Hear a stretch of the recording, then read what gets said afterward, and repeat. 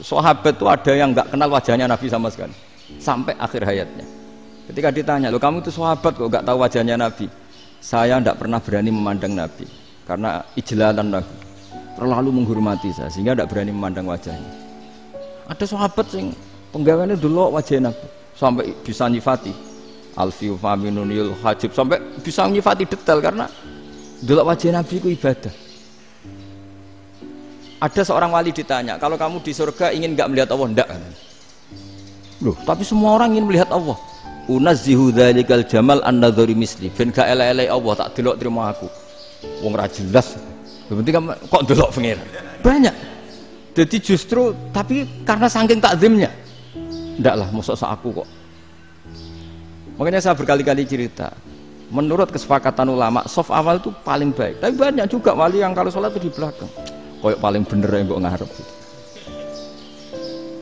Bayangkan misalnya kamu semangat di soft awal di Masjid Haram, jebule sholatnya salah.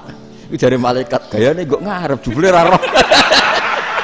Itu kan di sini-sini wong. Jebule bodoh gitu. Gayane kok ngarep jebule. Coba orang kalau sowan Mbah Mun, yang berani di depan itu kan ya ketuanya atau jubirnya kan. Yang merasa ndak pati pinter-pinter kan mesti di pojokan. Artinya sudut pandang seperti itu ya sah saja, apa? Sah saja. Makanya banyak sahabat yang jarang sowan Nabi, alasannya takut ganggu Nabi. Banyak yang sering sowan Nabi, alasannya seneng Nabi. Yang sowan ya seneng Nabi, yang enggak sowan alasannya seneng. Loh, Nabi itu tokoh, punya keluarga, punya anak. Kalau saya sering sowan berarti sering ganggu. Yang sering sowan dia alasan ini khazanah kita harus istifadah. Jadi zaman dulu dia biasa dua sahabat, yang satu milih mahabbah itu milih sering sowan, yang satu juga mahabbah milih tidak sering. Karena pertanyaannya bisa dibalik kan, sering sowan apa sering ganggu coba. Nabi Abedar, "Assalamualaikum." Nabi nimang cucunya, "Assalamualaikum." Ayo bener yang sowan apa bener yang enggak kalau seperti itu. Akhirnya terus diatur sedemikian rupa oleh Quran. Walau annahum sabaru hatta takhruja ilaihim lakana khairal lahum. Jadi sahabat kalau mau sowan Nabi ya nunggu di sufah. Kalau Nabi keluar berarti milik publik. Sekali masuk ke dalam tidak ada berapa yang berani sowan. La tadkhulu buyutan nabi illa ayyudzana lakum. Kalau soal sampai masuk dalam harus nunggu dipanggil. Karena sekali Nabi masuk dalam itu milik privat keluarga, milik istrinya, milik cucunya, milik keluarganya. Jadi Nabi sekali keluar ke ruang itu berarti milik publik.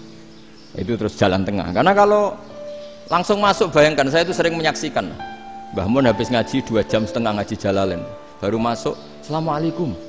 Padahal yai mungkin mau ke kamar mandi, mau ini itu. Jadi dulu itu Quran sangat modern. Sebelum ada dokter ngatur tamu, rektor ngatur tamu itu Islam sudah modern. Dia kan nggak fair kan? Misalnya saya ke Unisma harus janjian pakai ini, terus kalau misalnya kesini selonang-selonang kan lucu kan, mentang-mentang kiai terus juga sowan-sowanan selonang-selonang. Padahal kalau kita mau ke mereka pakai protokol. Sering tidak fair dunia ini, tapi karena aku kiai ra oleh gelo ya sudah. Akhirnya saya memutuskan gak gampang kemana-mana karena itu. Saya sering didatangi ajudannya menteri, "Gus, mau ada tamu dari Jakarta tanggal ini, mesti saya bilang, mereka milih tanggal yang mereka kosong, kok tidak mikir apa pas itu kosong. Tak jawab enggak lah, sebelum diatur bahasanya dan tawaduknya gitu. Akhirnya dibalik, datang lagi, "Gus, jam dengan kosong apa, kita menyesuaikan." Lah itu lagi ada akhlak kata saya. Itu baru punya akhlak katanya. Bukan masalah ini, bukan masalah gengsi ya. Saya sendiri itu dolan ke alumni itu jarang karena ya takut. Kiai kan yang nganggur, jam 9 nganggur, jam 10 nganggur. Bisa saja alumni itu kerja di pabrik, bisa saja yang latihan ekonomi di pasar.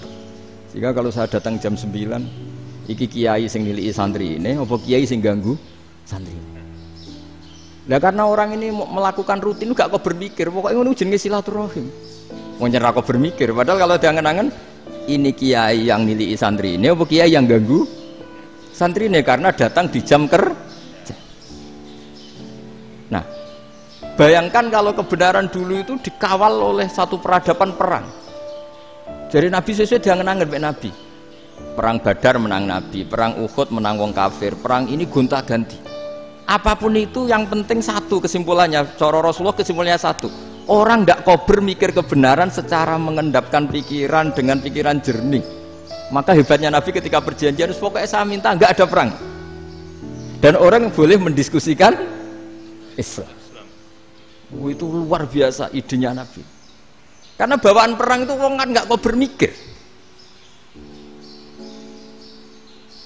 Ibarat seorang misalnya seneng satu perempuan, ketemu rivalnya langsung perang kan nggak mikir.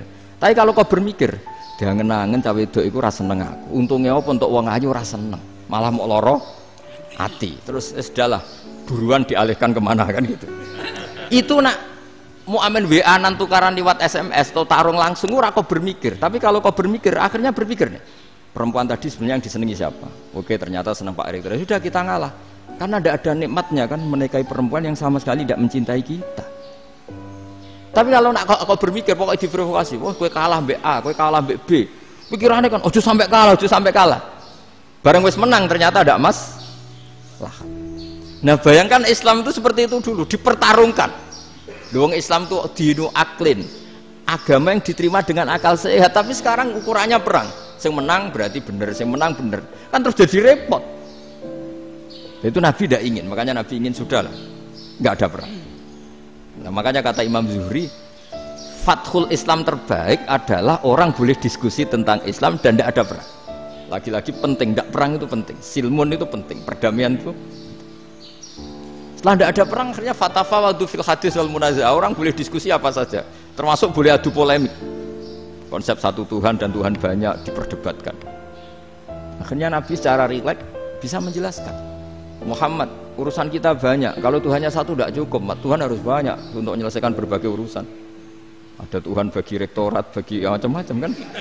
Ada Tuhan untuk ngurusi utang, ngurusi BPKB, macam-macam. Terus kata Rasulullah, enak saja Nabi jawabnya. Ya kalau kamu punya majikan banyak, perintahnya beda-beda, kamu mangkel enggak, bingung enggak? Ya susah mat. Kalau majikannya banyak, perintahnya beda-beda, kita jadi repot. Senang mana? Senang majikan satu. Ya sudah, Tuhanmu itu majikan kamu. Kalau Tuhannya banyak, perintahnya macam-macam, kamu yang repot. Akhirnya ya sudah mat, Tuhannya satu aja. Nah, itu ya barokahnya diskusi tadi, barokahnya enggak perang. Daraballahu mathalan rajulan fihi syuraka'u mutasyakisuna wa rajulan salamal lirajul hal yastawiyani masalah. Terus alhamdulillah. Jadi orang yang paling kafir pun saat itu taslim. Nah, ini kembali ke kalimat la ilaha illallah. Saya tidak perlu provokatif, pasti teori saya itu benar. Bukan saya bilang benar itu karena sombong, enggak. Ini sesuai teks. Misalnya begini, benar enggak kelompok takfiri yang suka ngafirkan orang lain? Itu pasti tidak benar. Logikanya gampang. Orang yang kafir 70 tahun saja dengan melafadzkan la ilaha illallah menjadi muslim. Masa dengan kalimat yang sama yang muslim menjadi kafir? Itu logikanya kan enggak ketemu. Orang kafir 70 tahun untuk menjadi muslim disuruh baca apa? La ilaha illallah.